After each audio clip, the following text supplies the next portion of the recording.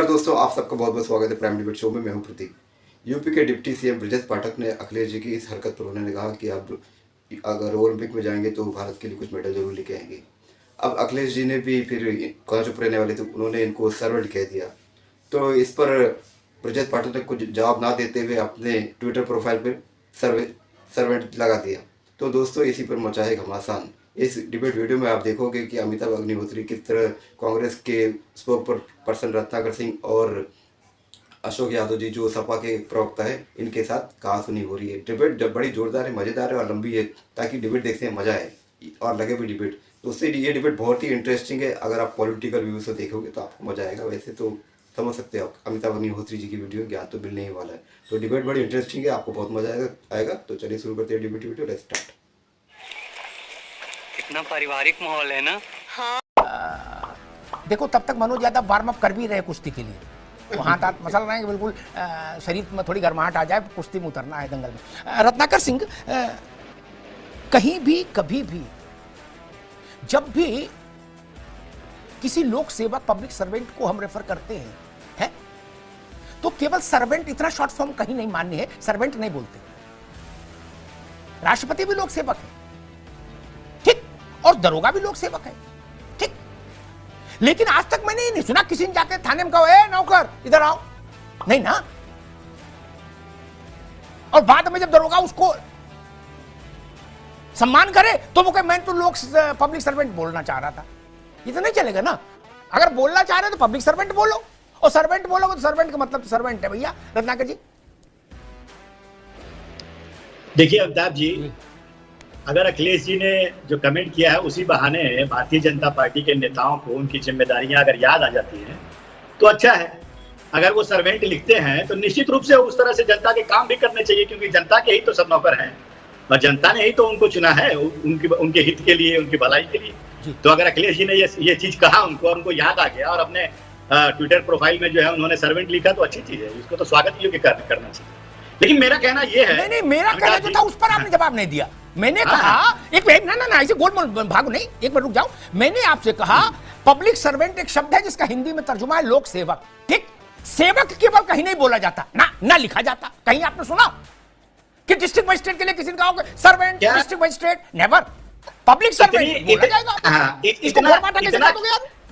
इतना दुखित क्यों हो रहे हैं भाई? शर्मा जी को दुखित नहीं होना चाहिए। प्रधानमंत्री भी खुद को प्रधान सेवक कहते हैं, तो वो तो गौरवान्वित होकर कहते हैं। हाँ। तो इनको इतना दुखी होने की कोई जरूरत नहीं है। देखिए, भारतीय जनता पार्टी है। ठीक। रत्नाकर सिंह ये कहना चाह रहे हैं कि भाई ऐसी चीजें सामान्य है, राजनीति में ऐसी अभद्रताएं होती रहनी चाहिए और इनका स्वागत करना चाहिए, ऐसा कांग्रेस कह रही है। ठीक बात है। कांग्रेस नहीं कर रही है, मेरी बातों को आपने कहा दुखी होने की कोई बात नहीं है, तो अच्छी बात है, स्वागत करना चाहिए। ऐसा कहते रहना चाहिए। दुखी हो तो क्यों कर रहे हैं? जब स्वागत योग्य कदम आपने बता दिया तो स्वागत योग्य कदम तो बार बार होना चाहिए। नहीं, स्वागत योग्य कदम मैंने का इस्तेमाल नहीं। आपने कहा स्वागत योग्य कदम मैंने नहीं। रत्नाकर जी, मैंने सिर्फ ये कहा ध्यान रखिए कि उनको इतना दुखी नहीं होना चाहिए। अगर प्रधानमंत्री स्वयं को प्रधान सेवक कहते हैं तो ये इनको अगर सर्वेंट कहा जाता है, पब्लिक का सर्वेंट कहा जाता है, तो क्यों दुखी हो रहे हैं भाई? क्यों हरियाली आंसू बहा रहे हैं? मेरे कहने का मतलब ये है अमिताभ जी कि भारतीय जनता पार्टी के नेता विक्टिम कार्ड खेलते हैं। क्या विक्टिम कार्ड खेलते हैं? ये प्रधानमंत्री जी को जब कहते हैं भरी सभा में कि मैं पिछड़ा हूं, लेकिन पिछड़ों के भलाई के लिए जातीय जो जनसंख्या का गणना किया जा रहा है उससे भाग रहे हैं। ये प्रधानमंत्री जी विक्टिम कार्ड खेलते हैं और कहते हैं मैं चाय वाला हूं, और देखिए ये लोग मुझे क्या कह रहे हैं। लेकिन 15 लाख का सूट जब पहनते हैं तो भूल जाते हैं कि वो चाय वाले हैं कि क्या है। रत्नाकर को रुकना होगा अभी। कांग्रेस को तो वैसे ही अपनी पत्री दिखानी चाहिए। मणिशंकर अय्यर 2 बार कांग्रेस का बेड़ा गर्क कर चुके ऐसी ही वाचालता में, 2 बार। हम अपने बारे में क्या कहते हैं अलग बात है, दूसरा कहेगा उसका सेंस दूसरा होगा। ये कांग्रेस को दिमाग में 14 जनवरी की ठंड का दिन था, पता नहीं कहीं से ग्रह बैठे थे कांग्रेस की पत्री में उस दिन। कौन सा मुहूर्त? रुक जाओ भाई, रुक जाओ। मणिशंकर अय्यर बाहर निकले पार्टी ऑफिस से, माइक लगे थे, लोगों ने पूछा, उन्होंने ऐसे ही मुंह बना कहा जैसे उनकी शैली है, बिल्कुल ऐसा सा मुंह बना के कहा ये चाय वाला, इसको हम अधिक से अधिक ये कर सकते हैं, यहाँ पार्टी ऑफिस के बाहर एक गुमटी दे देंगे चाय के लिए। उसके बाद चाय पर चर्चा और स्थिति हुई, कांग्रेस का डब्बा गोल हो गया। गुजरात में गए, फिर मणिशंकर प्रकट हुए, भाई प्रकट कृपाला, दीनदयाला, कौशल्या हितकारी, और उनने कहा ये नीच आदमी, लुटिया डूब गई। क्या रत्नाकर जी कह रहे हैं ये तो अच्छी बात है, विक्टिम कार्ड ने, आप तो दूध के जले थे, आपको तो छाछ फूंक के पीना चाहिए था, आपसे ज्यादा नुकसान किसने उठाया भैया। खैर ठीक है, कांग्रेस के उदार मन की मैं प्रशंसा करूंगा। 2 बार वो दुर्घटनाग्रस्त हुए ऐसे ही बयानों से, फिर भी उनका हौसला जिंदा है। 2 बार दुर्घटनाग्रस्त होने के बाद भी। खैर Manoj Yadav ji, deputy chief minister हो या चीफ मिनिस्टर हो या कोई हो,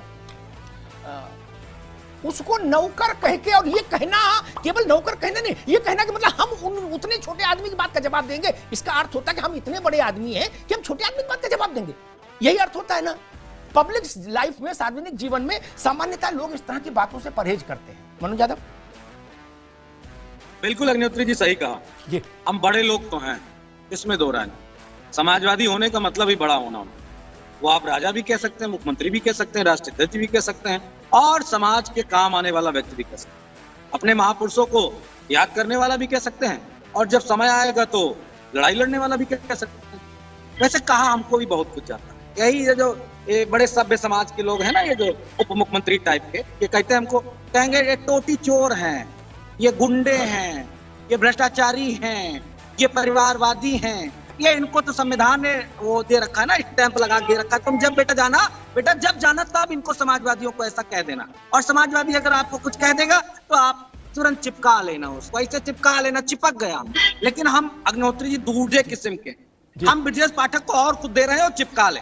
अगर नौकर लगाने से, सर्वेंट लगाने से तुम्हारी पॉपुलैरिटी बढ़ रही हो, तुम्हारा वोट बढ़ रहा हो, तुम्हारी सरकार को प्रोटेक्शन हो रहा हो, तो भिक्षु लगा लो आगे, बहुत अच्छा लगेगा। निरी लगा लो और सुंदर लगेगा, पीछे पाठक के आगे वो लगाओगे बड़ा सुंदर लगेगा, निरी ब्रजेश पाठक, जनता को समझ भी बड़ी आसानी से आ जाएगी। और बता रहा हूँ, भ्रष्टाचारी लगा लो, बसपा से अरबों खरबों कमाया था, लगा लो, देखो भ्रष्टाचारी ब्रजेश पाठक। अगर मेरे कहने से और सपा के कहने से ही चिपकाना है तो हमने जितने शब्द कहे सब लगा लो, हमारी बला से हमें कोई फर्क नहीं पड़ता।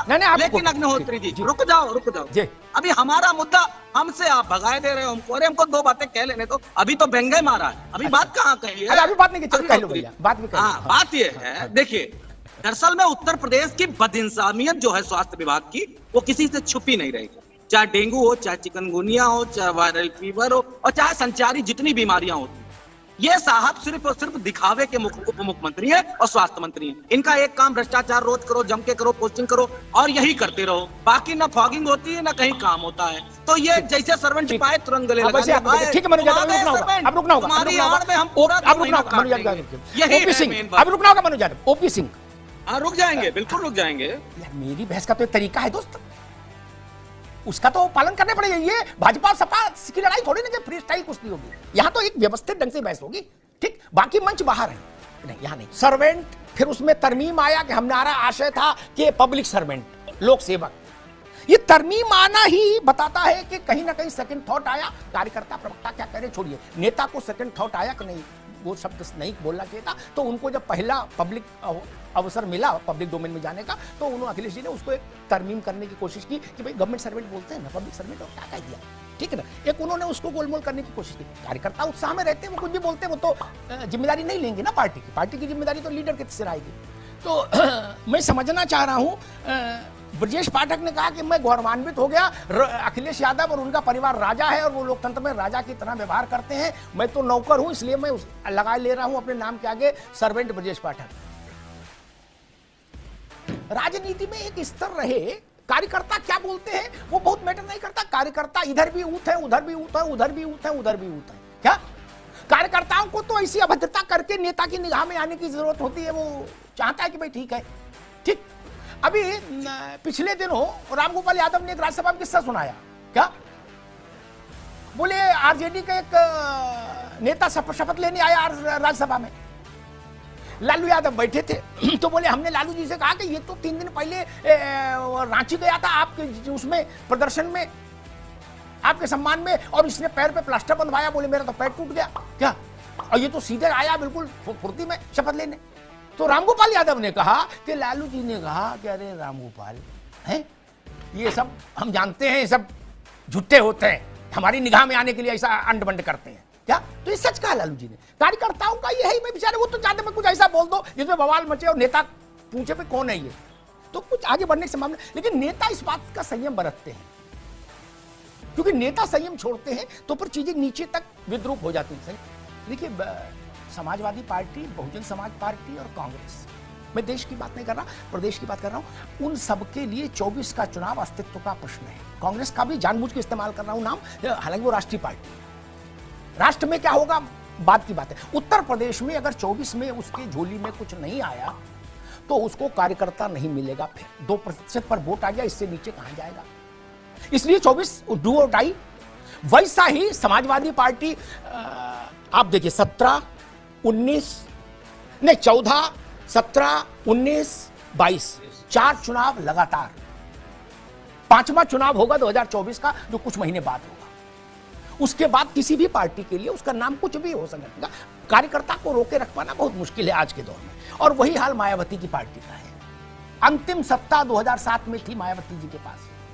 उसके बाद से उनकी पार्टी का हर चुनाव में प्रदर्शन डिटोरिएट हुआ, नीचे गया। 24 में अगर वो कुछ नहीं चमत्कार कर पाई तो उनके लिए भी अस्तित्व का संकट पैदा हो जाएगा। ये बात जो संजय राणा कह रहे थे, इसलिए मैंने कहा 24 बहुत क्रूशियल है। सरकार बनाना नहीं बनाना अलग बात है, पार्टी की पोजीशनिंग तो हो ना भाई। आपके पास 10 सांसद जीत के आए प्रदेश से, आपकी हैसियत हो गई, ये बड़ा बात। रत्नाकर जी, मूल प्रश्न वही, छोटे नेता कार्यकर्ता अक्सर ऐसी मर्यादा की सीमाएं लांघते हैं, सब दलों में लांघते हैं, भाजपा में भी, कांग्रेस में भी, सपा में भी, बसपा, ऑल पार्टी।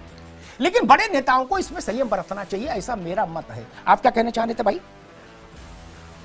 अमिताभ जी, अभी तक मुझे सबसे कम वक्त दिया गया चारों लोगों को। जी। मुझे उम्मीद है कि इस बार आप मुझे थोड़ा ज्यादा वक्त देंगे। जी देखिए, आप बात कर रहे थे संयम बरतना चाहिए, निश्चित रूप से संयम बरतना चाहिए, क्योंकि बहुत सारे लोग जो है बड़े नेताओं को फॉलो करते हैं, उनको आदर्श मानते हैं और उनको आत्मसात करने की कोशिश करते हैं और उनके दिखाए हुए रास्तों पे चलने की कोशिश करते हैं। लेकिन जब देश का प्रधानमंत्री सदन में किसी महिला सांसद को सूर्पनखा की हंसी कहता है तो ये देश के नौजवानों को, देश के जो हमारे लोग हैं, उनको क्या संदेश जाता होगा, ये भी चर्चा करने की बात है। ये भी चर्चा करने की बात है कि जब हमारे केंद्रीय मंत्री, हमारे राष्ट्रीय अध्यक्ष, पूर्व राष्ट्रीय अध्यक्ष का को गोरी चमड़ी, जर्सी गाय, पूर्व प्रधानमंत्री को रेनकोट पहन के बाथरूम में नहाने वाले मौनी बाबा तक कह देते हैं, गिरिराज सिंह जैसे लोग कहते हैं गोरी चमड़ी है, तो इसका क्या मतलब है, क्या संदर्भ निकाला जाए? अगर इन लोगों को भी तो संयम बरतना चाहिए कि नहीं चाहिए, बता दें। फतेहपुर की सांसद साध्वी ज्योति, जो अपने भाषणों में जनता को यह संबोधन करती है कि आपको चुनना है, रामजादों को चुनना है कि हरामजादों को चुनना है, ये आपको तय करना है। महाराष्ट्र में की बात कर लेता हूं, केंद्रीय मंत्री नारायण राणे जी तत्कालीन जब उद्धव ठाकरे मुख्यमंत्री थे, उनको कहते हैं कि अगर मैं वहां पे रहता तो मैं उनको जोरदार तमाचा मारता। तो ऐसे लोगों को अपने भाषा संयम बरतनी चाहिए। हेमंत बिस्वा शर्मा हमारे राहुल गांधी को क्या कहते हैं? हमारे राहुल गांधी को जब दाढ़ी पे कहते हैं कि ओसामा बिन लादेन बन गए, और तो और छोड़िए, ऑफिशियल ट्विटर हैंडल से राहुल गांधी को रावण भी संज्ञा दी जाती है, रावण का चेहरा दशानंद रावण तक बताया जाता है।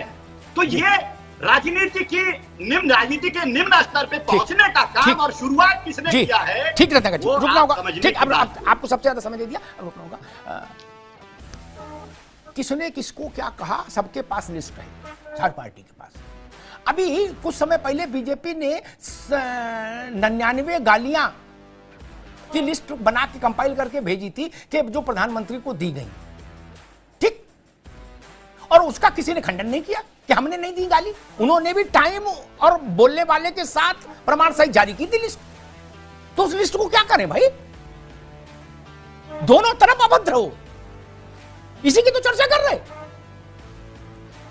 उसी की तो चर्चा कर रहे। उन्होंने भी 100 की लिस्ट जारी की थी, 99 की जारी की थी, कहा 100वीं गाली हो जाएगी, तो फिर वो एक दृश्य है महाभारत का। मैं तो मूल बात जानता हूं, जनता के साथ आप कहां खड़े, जनता आप में भरोसा जता रहे कि नहीं। बाकी आप गाल कितना भी बजाते रहो, अगर लोकतंत्र में है, संसदीय जीवन में है, जनता आप पर भरोसा जता के आपको चुनाव जिता रही है तो आपकी हैसियत है। नहीं जिता रही तो फिर तो क्या है, थोड़े बहुत दिन वक्तव्य सुनाई भी पड़ते हैं, उसके बाद वक्तव्य भी प्रसारित होना बंद हो जाता है। सच्चाई यही है। बहुत सारी पार्टियां थी जो एक दौर में महत्वपूर्ण थी, शिथिल हो गई, खत्म हो गई। आज लेफ्ट पार्टीज कहां हैं? एक दौर था उत्तर प्रदेश तक में उनका जलवा था, पूर्वांचल में, आज कहां है? आज तो पश्चिम बंगाल में कोई नहीं पूछ रहा। नाम भी याद नहीं होगा, फॉरवर्ड ब्लॉक नाम की कोई पार्टी भी थी, एक दौर में अभी 10 ही साल पहले मनमोहन सिंह की सरकार में वो कोऑर्डिनेशन कमेटी के मेंबर थे फॉरवर्ड ब्लॉक वाले। प्रधानमंत्री जी उनको बुलाते थे चाय पे। मूल बात है चुनाव जीतना भैया, चुनाव जीतना ही मुख्य बात है, उसी से आपकी रेटिंग तय होगी, बाकी सब बातें तो कथा कहानी है। मनोज जी क्या कहना चाह रहे थे भैया? देखिए मुझे कहना यही है कि अगर मेरे शब्दों में इतना तीखापन था कि आपको भी जाना पड़ा प्रोफेसर साहब वाले उस वक्तव्य पे, और बाकी हम कार्यकर्ता हैं कुछ भी कह सकते हैं वाली बात है, तो मैं तो उतना ही कह रहा हूं जितना विजय पाठक को लगना चाहिए। और लगना इसलिए चाहिए कि तुम्हें टेंडर नहीं मिला है कि तुम ही जो चाहोगे वो बोल लोगे, जब मर्जी हो भ्रष्टाचारी बोल दो, जब मर्जी हो। कौन सा भ्रष्टाचार का आरोप है भाई? कौन सा भ्रष्टाचार का आरोप हमारे ऊपर? सीबीआई तक तो क्लीन चिट हुई ना, फिर काहे के रोज भ्रष्टाचारी और गुंडाई कौन सा हम ठोक दिए उनको? तो गुंडा रोज कहते हो भैया, 7 साल से तुम सरकार में कौन सा पिटाई कर दिया उनकी? गुंडा हो, टोटी चोर हो, ये चोर हो, वो चोर, कहीं चारा चोर। तमाचा इसलिए लगा कि बैकवर्ड ने कह दिया सर्वेंट, तमाचा इसलिए लगा। रियलिटी ऑफ फैक्ट ये है, अब उसको लगा तो जवाब दे नहीं सकते हैं, कांड हो चुके हैं बहुत सारे उत्तर प्रदेश, तो उसको चिपका लिया, देखो भैया हम सर्वेंट हैं। क्यों? क्योंकि जवाब देने की हैसियत तुम्हारी नहीं, ना तुम्हारी ना तुम्हारे कार्यकर्ताओं। हकीकत और रियलिटी बात ये, हमने उतना ही किया जितना तुम मुझे 10 गुना वापस करते हो, उसका 1% वापस कर दिया। और फिर भी कह रहा हूं, अगर संयमता से बात की जाएगी तो संयमता से बात होगी, मोहब्बत से बात करोगे मोहब्बत से होगी, और अगर इस तरह भाषा इस्तेमाल करोगे तो बिच्छू ब्रजेश पाठक तो सबसे अच्छा लग रहा है। मैं इस बात से बड़ा खिलाफ रहता हूँ। ठीक है, आगे बात, आगे बाबू आगे, अब धैर्य रखो, तब बीपी बढ़े, रुक जाओ। मैं इस बात से हमेशा खिलाफ रहा, अरे रुको भाई, हमेशा खिलाफ रहता हूं। हर जो आदमी ये कहता है कि फलां की औकात नहीं है हमें जवाब देने की, मैं कहता हूं ऐसी बोल मत बोलिए, सबकी औकात सबको जवाब देने की दोस्त। और लोकतंत्र में तो जनता ही औकात बताती है। एक नाहिद हसन थे, बहुत बड़े आदमी थे, क्या कर रहे हैं आजकल? इरफान सोलंकी क्या कर रहे हैं? आजम खान वो भी कहते थे मैं कलेक्टर से जूते साफ कराऊंगा। क्या हो रहा है? 2 ही कारणों से घर से निकलते हैं, अस्पताल या पेशी, 2 ही कारण से। कौन बचाने गया उनको भैया? कोई नहीं ना। नाहिद को बचाने कौन गया? इरफान सोलंकी को बचाने कौन गया? कोई सफाई गया? नहीं ना। ऐसी भाषा मत बोलिए, जिसके जो संकट में फंस जाता है अपना लड़ाई लड़ने मुश्किल हो जाती। बाबू हमको पता है ना सच्चाई, हमारे पास लोग आते हैं जब फंस जाते हैं। मनोज यादव ठीक अच्छी बात है, आप बहादुर हो सकते हैं, लेकिन अभी रुकना होगा, अभी ओपीसी के पास चलेंगे। एक ऐसे ही एक नौजवान थे, वो वाचालता में फंस गए, लोगों ने भी उत्तेजित कर दिया, बोल गए, उसके बाद घर में डुगडुगी बज गई बाहर। क्या? मुझे पूरी कथा पता है, कौन कौन गया पैरवी में, कौन कौन घुटना टेका, तब जाके जान बची, तो लाभ हो पाए। इसलिए तरीका हमेशा समाज में ऐसा व्यवहार रखिए जो सबसे संवाद तो रहे भाई। ऐसा भी मत करिए कि संवाद ही खत्म हो जाए, आपस में एक दूसरे का चुनाव लड़ रहे हैं, ठीक है, लेकिन है तो इसी समाज के संग। खैर रुकना होगा, अब अच्छी बात है। मैं इस बात को कभी स्वीकार नहीं करता कोई पार्टी का नेता ये कहे कि हमको उनकी औकात नहीं जवाब देने की। सबको औकात है सबको जवाब देने की, ननकू और रज्जाक की ही औकात है सबको जवाब देने की, बाकी लोग तो छोड़ दीजिए। यही लोकतंत्र है भाई। दोस्तों डिबेट हो गई खत्म, वीडियो हो गई पूरी। उम्मीद करता हूँ दोस्तों ये लंबी डिबेट वीडियो बनाई आपको पसंद आएगी। अगर आपको ये डिबेट, ये कंटेंट मेरा काम पसंद आए तो चैनल सब्सक्राइब करते जरूर जाना। मिलता हूँ आपसे अगले वीडियो में, तब तक के लिए जय हिंद, वंदे मातरम।